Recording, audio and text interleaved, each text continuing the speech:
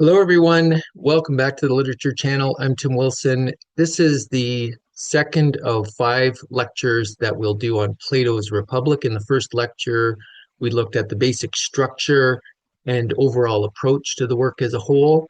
In this lecture, we'll go through in some detail of the argument and the action of Book 1 of Plato's masterful work. So let's get started. The opening lines of the work are as follows. So we have a speech tag here, Socrates. I went down to the Piraeus yesterday with Glaucon, son of Ariston, to pray to the goddess. And at the same time, I wanted to observe how they would put on the festival, since they were now holding it for the first time. Now, in my opinion, the procession of the native inhabitants was fine, but the one the Thracians conducted was no less fitting a show. After we had prayed and looked on, we went off toward town. Catching sight of us from afar, as we were pressing homewards, Polemarchus, son of Cephalus, ordered his slave boy to run after us and order us to wait for him. The boy took hold of my cloak from behind and said, Polemarchus orders you to wait. And I turned around and asked him where his master was. He is coming up behind, he said. Just wait. Of course we'll wait, said Glaucon. A moment later, Polemarchus came along with Adimantus, Glaucon's brother, Niceratus, son of Nicias, and some others, apparently from the procession. Polemarchus said, Socrates, I guess you two are hurrying to get away to town. That's not a bad guess, I said. Well, he said, do you see how many of us there are? Of course. Well then, he said, either prove stronger than these men or stay here. Isn't there still one other possibility, I said, our persuading you that you must let us go? Could you really persuade, he said, if we don't listen?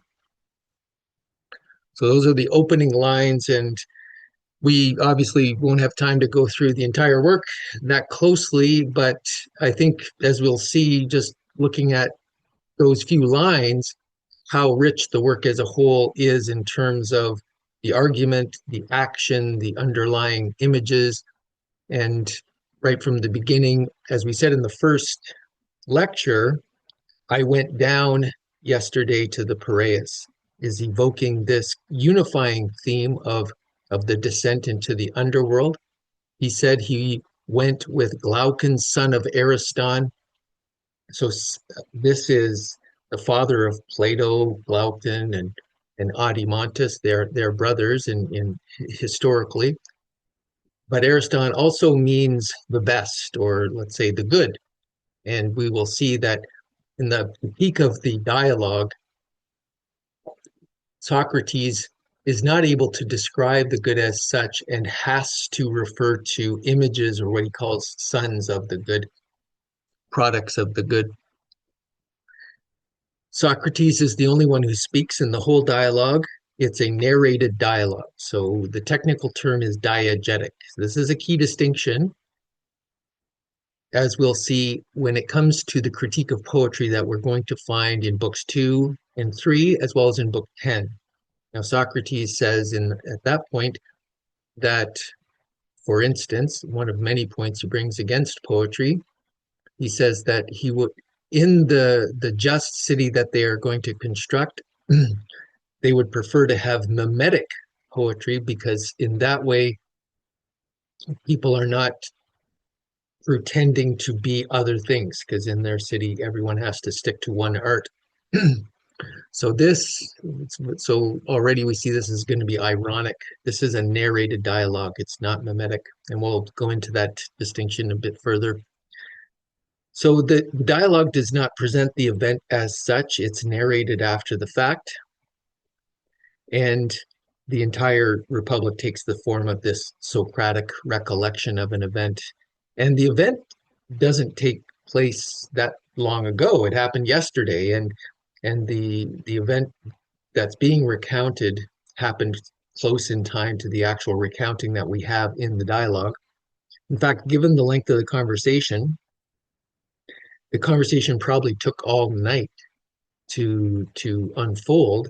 So Socrates is maybe just right after the end of the discussion, which ends with a discussion of the myth of is maybe on his way back to town the next morning and meets someone and is about to repeat that entire conversation again. So we have kind of an intertwining, circular repetition of the deed as actually performed and as retold in the narration.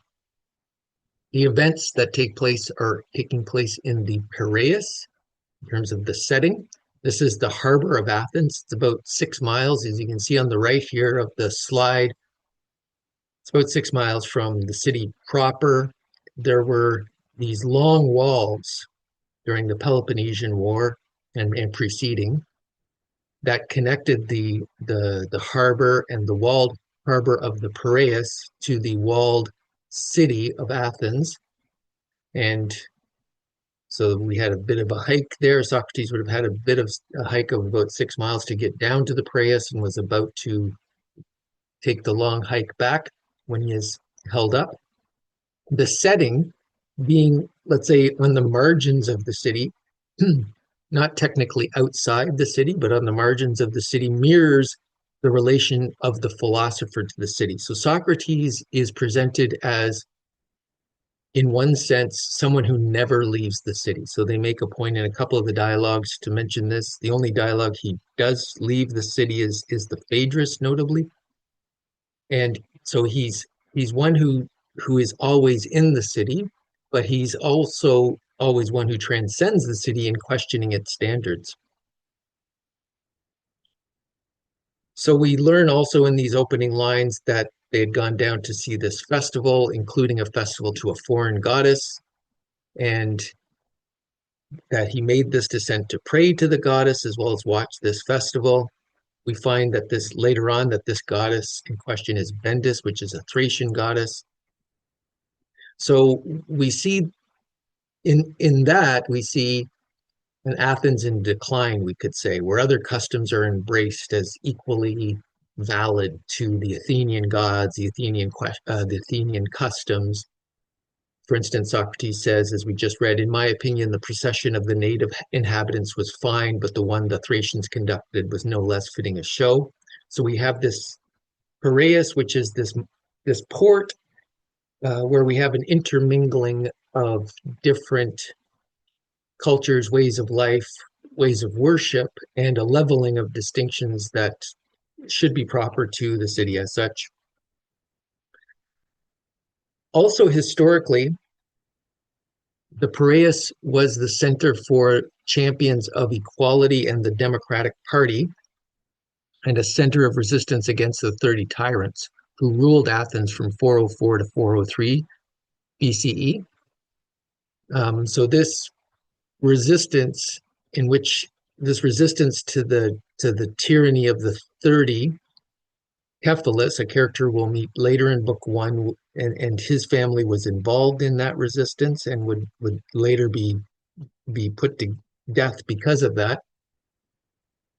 Socrates will be discussing justice, and this is part of the irony, with characters who would eventually become victims of tyranny. So there is that irony at play, and it's akin to, in other dialogues, Socrates discusses courage, for instance, with Laches and Nicias, these generals that would be known for notable failures and notable losses. Similarly, in the Charmides, Socrates discusses moderation with future tyrants, Critias and Charmides. So what that may demonstrate for us is that the political solution, or the solution that will be brought forth in the Republic, is in some ways beyond the political realm. We're not going to find it in the political realm. What we find in the political realm are tyrannies and people suffering from that. The restoration, the proper order that's discussed in the Republic will not be one that is, let's say, realizable on the political plane. The episode also points to the fact that, in accordance with charges that were brought against Socrates, there may be some question as to whether he actually recognized the gods of the city, given that he was going to this Thracian procession. And we should also note that this deity Bendis was closely associated with Persephone and as a sort of consort of the god of the underworld, given that theme that we've talked about of the descent to the underworld as being key to the overall mythos of the Republic. So in the initial confrontation, we we see Socrates trying to ascend, but he's compelled to stay. He's compelled to return to the Piraeus, where he will rule a city of sorts. So we have a foreshadowing, you could say, of the nature of the political restoration that will be suggested at the center of the dialogue, the rule of philosophers. So he's going to go back to Polemarchus's house, and there's going to be about 10 people there after Cephalus leaves, and Socrates becomes, in a way, the ruler, at least the ruler of the discussion, the ruler in speech, so to speak. And the other note there is the opening passage makes it very kind of clear reference to the fact that Socrates could try to persuade them to let him go, but that won't be effective if they don't listen. The philosopher is going to be unable to persuade the many, is maybe one theme, unless they adopt to some extent the approach of a Thrasymachus, who we'll see later in book one, a sophist. And this is part of, I think, the significance of the fact that Socrates and Thrasymachus will have to, in a way, become friends. So after the opening lines that we read, Adimantus tells Socrates, "Oh yeah, well stay. There's going to be a dinner. Then we're going to go see some a torchlight race and some other sights. So there would be these types of entertainments as well as food. However, what we see in the dialogue, there's no meal. They don't go see the sights. What we get is a feast of speeches, not food. The action of the dialogue in this way is one of moderation, of controlling the needs of the body and the curiosity of seeing sights. And this echoes the character of the Socratic restoration that will occur. Feeding the body will be replaced by feeding the mind. So part of the Socratic restoration, what is discussed in the Republic, will be abstracted from the needs of the body. It will be, in that sense, unrealizable. It will be, in that sense, utopian, in the sense that it can't be realized in the real world, because in the real world, people have bodies, people need to sustain themselves in that way. We should note too, and I have a video on this that I'll put in the description in Sir Thomas More's Utopia. The interlocutors do take time to feed their bodies. We have a reversal of the structure as well as the action in Sir Thomas More's Utopia. Now, Socrates' companion at the beginning is Glaucon. He will also become the main interlocutor for the large portion of the dialogue. And we could say that some of what is discussed and what occurs in the dialogue is perhaps for his benefit. We know from Xenophon's Memoirs of Socrates that Socrates was well disposed to Glaucon on account of Charmides, who's Plato's uncle and one of the 30 tyrants, and Plato himself. And as I mentioned, Glaucon, Adimantus, and Plato are brothers. And Xenophon also tells us that Socrates cured Glaucon, that is, of his extreme political ambitions. So, and this is a point Leo Strauss makes, is that the Republic is perhaps the best cure for political ambition. It's seeing the limits of the political. It points one to, let us say, the regime beyond the political, the ordering of one's soul, the philosophic attention to the highest ideas, the highest truths, or the highest questions. So in setting the scene, we'll in book one, in this discussion that will ensue at the house of Polemarchus, and Cephalus is there, his father, at the beginning. We're going to have three main interlocutors, where we begin with Socrates discussing various issues with Cephalus. This will be followed by a discussion with Polemarchus, and finally a discussion with Thrasymachus the Sophist. And this series of discussions, if we think about the characters with whom the discussion takes place, the thematics, what those characters could represent, it becomes a foreshadowing of some of the key themes of the Republic going forward. So Cephalus is wealthy, and the discussion begins at least in terms of how he made his money and what wealth can provide and how that can lead to living a good life. Polemarchus, his name means warlord, and his disposition and his name point to what later on will be the guardian class and the part of soul attached to that. And Thrasymachus is the sophist, and his point of departure is reason and speech, and he can come to represent what will be more fully defined later on as the wise ruling class led by the part of soul that we could call reason. So beginning with Cephalus, Cephalus is a wealthy arms manufacturer from Syracuse who lived as a resident alien in Athens. He's very old, and he represents the old order, the natural authority of the father, and his name literally means head. Although a lover of speeches, he leaves before the speech on justice has really begun. He goes to perform an act of piety, and he doesn't need to think through these acts of piety. It's a piety that's unreflective, so to speak. After he leaves, Socrates occupies the center and dominates the discussion. Cephalus's notion of justice is lofty but deficient. It also implies that it is the old order that is the source of the present disorder. So Cephalus and what he represents has to be disposed of and has to be part for true philosophic discussion to take place, but also a reform of the deficient political order to take place. Another key point here would be that the good is not identical with the paternal or ancestral, which is innovative, revolutionary. The traditional polis would define the good with the or identify it with the ancestral.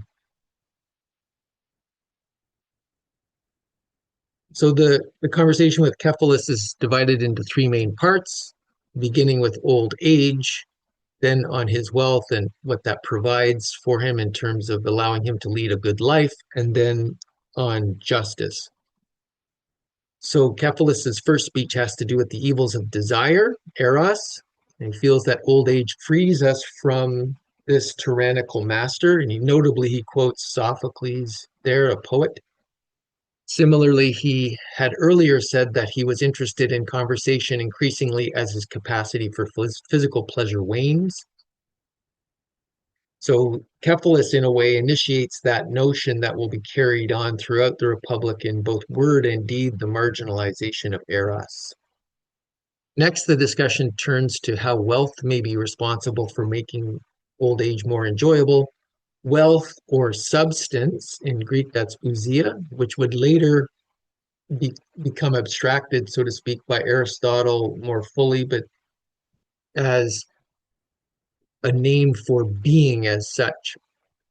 So it's in the background of this discussion of wealth or substance, and it's in the background with a certain irony. Cephalus lacks substance or being in a certain sense, but he has substance, he has wealth.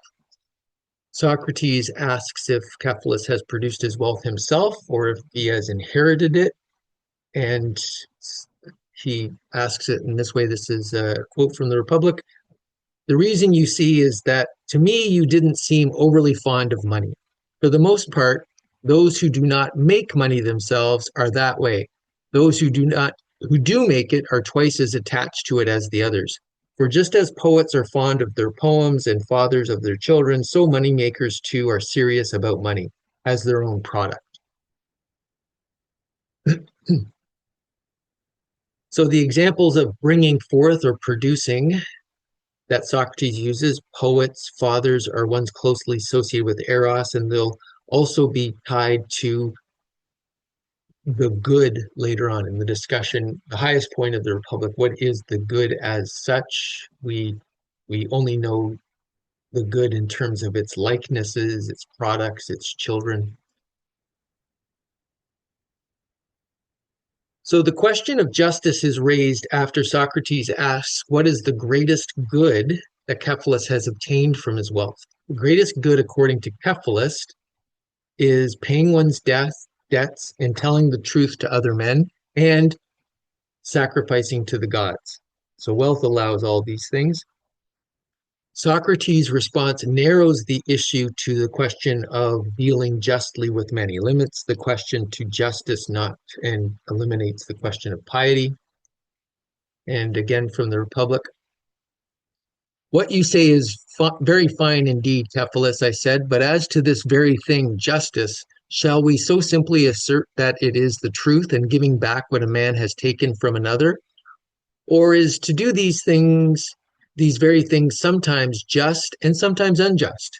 Take this case as an example of what I mean.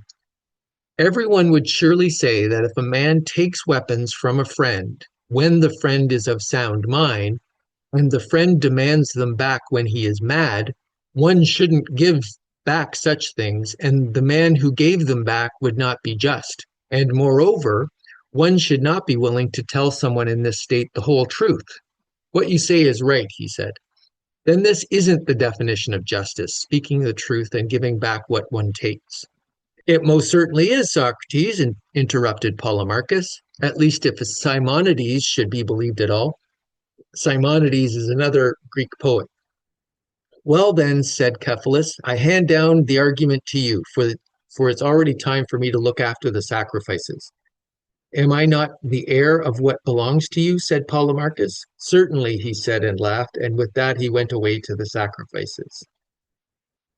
So Polemarchus jumps in and takes over the conversation. His name means warlord. So polemos is the conflict or war, and archon is a lord or ruler. Polemarchus takes over, or rather inherits. So there's this play on what is passed down from generation to generation.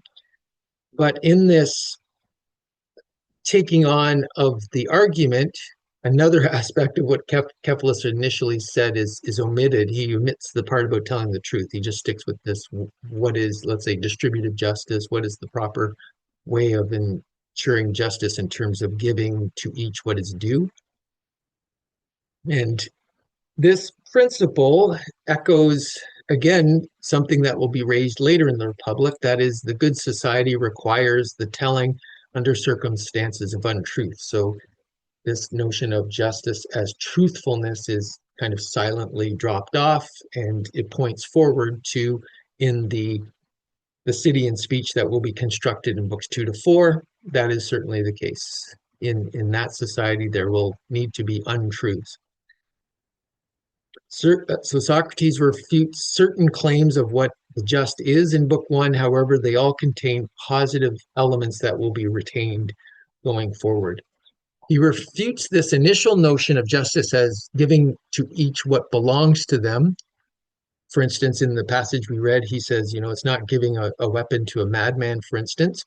And this leads to the notion that we'll see in books 2 to 4 of absolute communism by extension, because the premise is that it's only the wise person who can know what belongs to anyone, what rightly belongs to anyone. You can't just say, oh, it's mine, I need it, give it back to me. Well, what if that person is mad? And in that circumstance, it shouldn't be given to them. So it's only someone who possesses reason, wisdom of some sort that can distribute these things to whom they belong. So Polemarchus then adds that justice is that dealing which helps friends and harms enemies. So he This is also going to be carried forward into the constructive part of the dialogue when they're building the just city. So the guardians will have that similar disposition of wanting to help friends and harm enemies. And note this part of the discussion begins with Socrates praising the poet Simonides. So Polemarchus' opinion in Book One is the only one that's entirely preserved in the constructive part of the dialogue, that justice is full dedication to the common good, and that nothing is one's own as such, that it's nothing can be held from the city. It's up to the city to distribute. It's up to the common, the community, to distribute to individuals what is due to them. So it points to the absolute communism that we're going to see. And then we have our third interlocutor jump in. His name is Thrasymachus, which literally means rash fighter. And fittingly, he enters like a wild beast, they say, and Socrates is startled by his entry into the discussion. And his view is that justice is the interest of the stronger party, and we'll talk about what that means. And it could be seen as an uncivilized view or a version of what is called the unjust speech in Aristophanes' The Clouds. It's another view that's held over in the rest of the dialogue. Justice will be defined as the strongest party. However, the philosopher will be found to be the strongest, or let's say most excellent, in ways that are essential. So Thrasymachus is a sophist, and his challenge to Socrates is seemingly the most severe in Book One. However, Plato will ultimately unite the way of Socrates and Thrasymachus. And this is pointed to in a number of ways. First, the end of this portion of the dialogue sees a certain taming of Thrasymachus. And we could say that the interaction with Socrates maybe makes Thrasymachus somewhat more just. And then later on, Socrates refers to the fact that him and Thrasymachus have been made friends.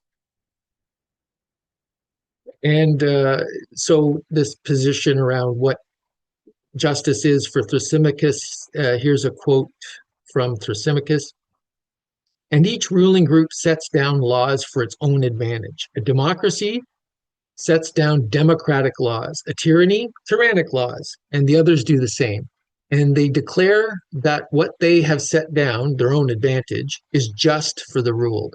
And the man who departs from it, they punish as a breaker of the law and the doer of unjust deeds. This, best of men, is what I mean. In every city, the same thing is just, the advantage of the established ruling body. It surely is master.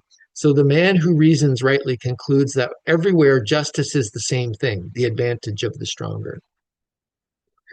So we have this exchange. Cleitophon, another member that's been in the background of the discussion, jumps in and has an exchange with Polemarchus. Cleitophon wants to kind of make a qualification to Thrasymachus' statement so that it's more defendable, let's say, to Socrates' questioning. But Thrasymachus dismisses it. So Cleitophon was saying basically, well, it's not necessarily the advantage of the stronger, it's what they think is to their advantage. Because sometimes, let's say, whoever's ruling might put into effect a law that is actually a counter to their advantage if they don't know what they're doing. So Cleitophon says, no, it's whatever they think is to their advantage is what is just, or what is called justice. But Thrasymachus says, no, it's absolutely what they institute as laws, even when those laws go against their own interests. So we see a certain legal positivism in Thrasymachus's definition of this advantage of the stronger, which is kind of a moderate relativism, whereas Cleitophon's would have been, let's say, a radical relativism. Socrates' discussion doesn't address radical relativism. It addresses legal positivism by pointing to a natural standard, we could say. And we'll talk a bit about that more fully. So this is kind of legal positivism that Justice is whatever has been the laws posited by a city. So that's what legal positivism is. Um, this is kind of the a standard view, let us say, of justice. It's this thesis of the city with respect to their laws. It's saying, yeah, obey our laws because they are just. The other possibility that law isn't posited with a view of the good of the rulers, but for the common good. This is the other possibility there. For Cephalus, we should note justice is giving to each his due, but what is due to each person is decided by law. So it's a subspecies of Thrasymachus's legal positivism. But laws can be unwise. Only the wisest can determine what is due to each person according to nature. So for Polemarchus, he gets around this because he doesn't imply the necessity of laws. For him, justice is helping friends and harming enemies, and this is equivalent to, let's say, the common good of citizens. So Polemarchus and Socrates could be seen as the defenders of the common good. Another point to make here is that Thrasymachus, as sophist, ends up playing the role of the city and acts as an authority, so to speak, in the discussion. He accuses Socrates of irony and makes certain demands on the argument and forbids certain types of answer. Socrates apologizes if he's missed anything, and Thrasymachus asks what his penalty should be. And Socrates says he doesn't have any money. Glaucon vouches for him. And that scene of asking for a penalty and others vouching for Socrates echoes, repeats a scene that's described in the Apology for Socrates during his trial, where the city is putting the philosopher on trial. So Thrasymachus here plays the role of the city. And Thrasymachus plays the role of the city because, as we see in a couple places, including 492a here in the Republic, the sophist, the true sophist is the city. Now, what do we mean by that? The city is the educator. So Socrates says that the city is the true sophist because it educates and shapes its citizens through customs, laws, and opinion. Unlike individual sophists who teach rhetoric for money, the city molds souls collectively and often unconsciously. So in a democracy like Athens, public opinion and rhetorical skill dominate political life. The city rewards those who manipulate the crowd, not those who seek truth.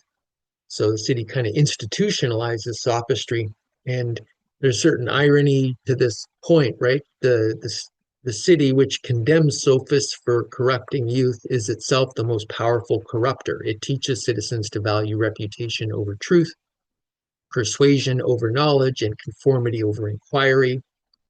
And the point also reveals Plato's deeper critique of political life. The city is not a neutral educator. It is a force that shapes souls towards unphilosophic ends.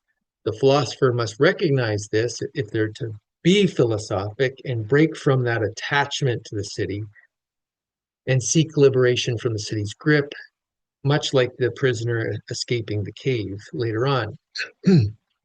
So Thrasymachus insists on knowledge in the strict sense. For Socrates, this means that rulers as artisans serve the interests of the subject matter, i.e. the ruled, like the political community, as opposed to advancing oneself. So Socrates uses examples of any art, whether it's playing an instrument or being a blacksmith. You're looking to the good of the subject matter, whether it's finally shaping the metal if you're a blacksmith, or creating a fine tune if you're a musician. One does not pursue the art. The goal of the art is not to aggrandize oneself, to get advantage or gain. So if justice is an art, the art must be directed to the subject matter of the ruled, and making them just, so to speak. This the just in the just city, all are artificers, let us say. They all have some sort of art they practice. Soldiers are artists of freedom of the city. Philosophers are the artists of the whole common virtue. God is the artist who creates the eternal ideas. So art replaces law as the source of justice in Socrates' kind of diversion of the discussion. And in Socrates' line of reasoning, justice is not one art, but it pervades all arts. So contra this assertion, Thrasymachus points to arts that have as their end exploitation of the ruled. So he points to a shepherd. So the shepherd, it seems like they're caring and protecting the sheep, but this is only a means to a certain injustice, a certain advantage of wanting to eat or shear the sheep. So in the end, Socrates' dismissal of Thrasymachus is not decisive. It adopts Thrasymachus' own point of departure that no one wants to be just. One needs rewards to do so, the wages of the ruler. And the only difference between Socrates and Thrasymachus is Socrates asserts that justice is a necessary evil, whereas Thrasymachus feels it's an unnecessary evil. Socrates' proof of justice as good is also inadequate. He hasn't shown what justice is, but has shown the problem of justice. And there would be no problem, we could say, if we were certain that the common good was equivalent with the individual good. So we'll end there. That was our discussion of the argument and action of Book 1. In our next lecture on the Republic, we'll deal with books 2 to 4, and I'll see you next time.